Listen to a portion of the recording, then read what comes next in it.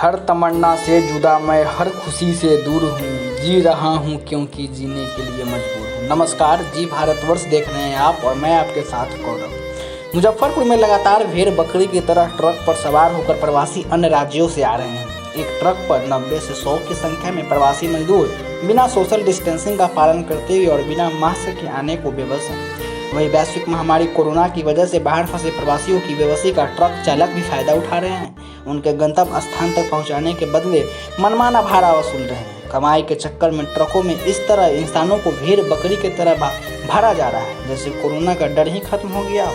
इस लाचार व्यवस्था को कोई देखने वाला नहीं है। देश के विभिन्न राज्यों से लगातार प्रवासी आ रहे हैं। ट्रक पर सवार प्रवासियों ने बताया कि इन लोगों में कोई राजमिस्त्री का तो कोई पलदारी का काम करता है। लॉकडाउन की वजह से 22 मार्च से काम धंधा बंद है, खाने का भी इंतजाम नहीं हो रहा है। अब तक किसी तरह गुजर बसर किया है। घर तक पहुंचने के लिए वाहन वाले को देने के लिए भाड़ा भी नहीं था। फोन पर सभी ने अपने अपने परिजनों से 4-4 हज़ार रुपये मंगवाए, तब जाकर वाहन वाले को भुगतान किया और वह चलने को राजी हुआ। इस तरह प्रवासियों को पलायन से कोरोना संक्रमण को तेजी से बढ़ने से कोई नहीं रोक सकता है। यह सरकार के लिए बहुत बड़ी चुनौती है। देखिए मुजफ्फरपुर से हमारे संवाददाता रिकेश कुमार की एक खास रिपोर्ट।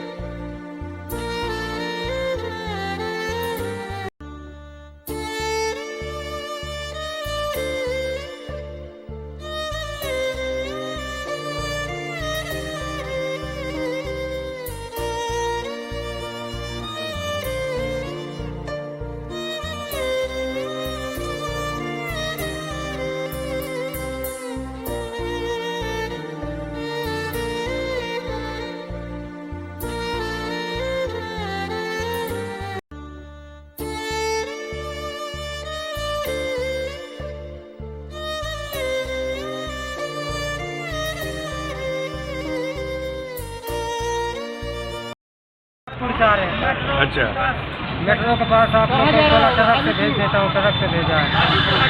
पैसा भी लिया ट्रक में? है? एक ट्रक में कितना आदमी थे आप लोग? लगभग 7 आदमी थे।